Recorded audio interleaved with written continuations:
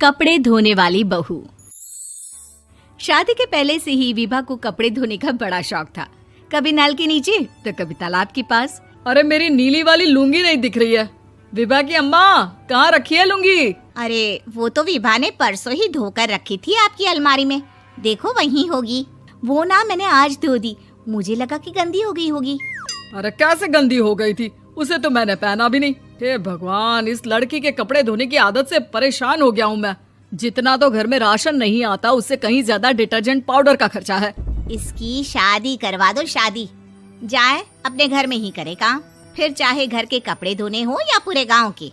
हाँ ठीक बोल रही हो, देखता हूँ मैं कोई लड़का। वो दिन भी आ जाता है जब विभा को देखने लड़के वाले आ जाते हैं। लड़की मुझे अच्छी लगी। होने वाली सास कहती है, बेटी अगर कुछ पूछना है तो पूछ लो। वैसे तो हमारी लड़की बहुत ही शर्मीली है, जो बोल दो वो मान लेती है, इसे क्या पूछना होगा। अरे कैसी बात कर रही हो माँ, मुझे इन लोगों के घर रहना है, सवाल तो कई है। हाँ हाँ बेटा, पूछ लो ना, क्या पूछना है।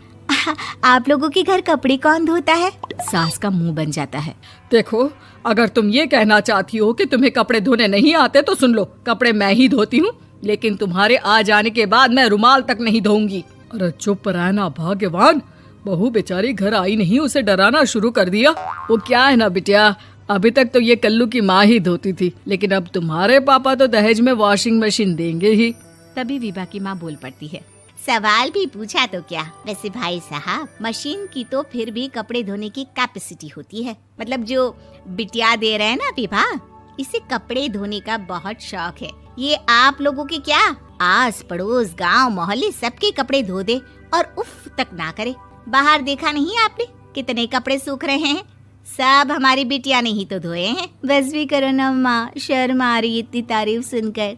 और तो और एक दाग निकाल कर दिखाओ तो मान जाओ। हाँ अच्छा, माफ करना बेटा, मैंने गलत समझा। हमें तो रिश्ता बहुत पसंद है। और ऐसे जुड़ जाता है रिश्ता कपड़े धोने का शौक रखने वाली विभा का। उसकी शादी हो जाती है कोयला फैक्ट्री में काम करने वाले कल्लू के साथ। शादी के बाद अचानक विभा चिल्लाती हुई सास के पास आती है। सासू माँ, अरे सासू माँ कहाँ है आप? ये तो धोखा है, धोखा दिया आप लोगों ने मुझे। इसे ससुर के चक्कर के बारे में पता चल गया। अरे तो उसमें तुझे क्यों धोखा मिला है? अरे नल में पानी नहीं आता, कपड़े कैसे कब धुलेंगे? अच्छा, तू पानी नहीं आ रहा उसकी बात कर रही है। तो आपने क्या सोचा? कुछ नहीं। अच्छा, तेरी माँ ने कहा था कि कपड़े धोने का शौक है तुझे, याद आया मुझे। शौक बोलकर कपड़े धोने वाले मेरे जुनून को कम ना आके सासू माँ, कपड़ा धोना मेरा गुरूर है। तभी पति भी वहाँ आ जाता है। अभी मैंने इसे सनी देओल की फिल्म दिखाई है, उसी के डायलॉग मार रही है माँ। अच्छा सुन, साफ बता रही हूँ, पानी सुबह 4 से 6 और शाम को 10 से 12 आता है, समझी? विभा टाइमिंग सुनकर हैरान हो जाती है। ये क्या भूतों का मोहल्ला है? सुबह 4 बजे उठकर कौन कपड़े धोता है? 4 बजे टंकी में पानी जाता है, फिर सारा दिन धोना ना, किसने मना किया? अरे कैसी बात कर रही हैं? 200 लीटर की टंकी में कितने कपड़े धो लूंगी मैं? सुबह ही उठ जाऊंगी मैं। अब क्या था, विभा सुबह 4 से लेकर रात के 12 बजे तक कपड़े ही धोती रहती। एक रोज सास पड़ोस से निकलकर कहीं जा रही होती है कि साथ वाली कहती है, हाँ कल्लू की माँ, जरा ये बताओ कि 2 साड़ी है, 2 ब्लाउज और एक पेटीकोट और एक नाड़े वाला लंबा कच्छा।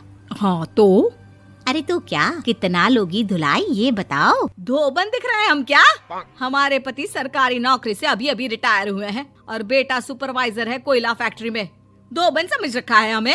हाय रे कल्लू की अम्मा, माफ कर दो, वो तो मोहल्ले में यही सब बता रहे थे कि तुमने बहू को कपड़ा धुलवाने के काम में लगा दिया है। सास को पड़ोसन की बात सुनकर गुस्सा आ जाता है। वो घर पहुंचती है जहां घर के बाहर ही इतने सारे कपड़े सूख रहे होते हैं जितने कि किसी धोबन के घर पर। अरे ओ कल्लू की दुल्हन, बाहर निकल। माँ जी यहीं आ जाओ, बाथरूम में चादर धो रहे हैं हम। अरे अभी हम धोते हैं, तुमको बाहर निकलो। ये आस पड़ोस वाले बोल रहे हैं कि हम बहू से कपड़े धुलवा कर उसे कपड़ा धोने वाली बना दिए हैं। अरे छोड़ो ना माँ जी, किन लोगों की बातों में आती हो? आस पास के लोगों का तो काम ही होता है कि वो किसी तरह सास बहू को लड़ा दे। बहू सारे घर के कपड़े धोती है, ये क्या कम है? बोलिए। सास को भी लग जाता है कि वो बहू का ये सनकीपन नहीं छुड़वा सकती, इससे अच्छा है कि खुद ही चुप हो जाए। एक रोज सास और बहू मंदिर जाते हैं, जहाँ सास की साड़ी वहाँ खड़ी भीख मांगने वाली से मिलती है। माँ जी क्या बात है, आपकी साड़ी उस भिखारन से कितनी मिल रही है ना? हाँ हाँ देखो तो, दोनों की साड़ी मिल रही है। क्या बात है कल्लू की अम्मा, तुम खुद को तो अफसर की बीवी बताती हो और ऐसी सिंपल सी प्लेन साड़ी पहनकर घूमती हो। सिंपल और प्लेन नहीं है ये साड़ी। तो क्या सोने के धागे से फूल बने हैं? कुछ भी सासू माँ, कुछ भी। हाँ बने थे इस साड़ी में सोने के धागे से फूल। मेरे पति लेकर आए थे मद्रास से स्पेशली मेरे लिए 10,000 की। ताहे भाई साहब इस भिखारन के लिए भी सेम टू सेम साड़ी लेकर आए होंगे 10,000 की।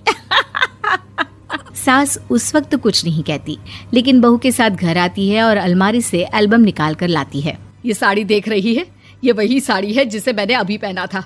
इस साड़ी में ये जो चमकदार फूल दिख रहे हैं ना, ये सोने के धागों से काढ़े गए हैं। लेकिन तू लोकल वॉशिंग मशीन ब्रश से घिस घिस कर सारे फूलों को निकाल कर साड़ी प्लेन कर दी। मुझे माफ कर दीजिए सासू माँ। और तो और, जब मैंने तुझे तेरी गलती के लिए कुछ नहीं कहा, लेकिन तूने तो सबके सामने मेरा मजाक ही बना दिया। क्यों? बहू को समझ में आ जाता है कि अब से उसका कपड़े धोना बंद।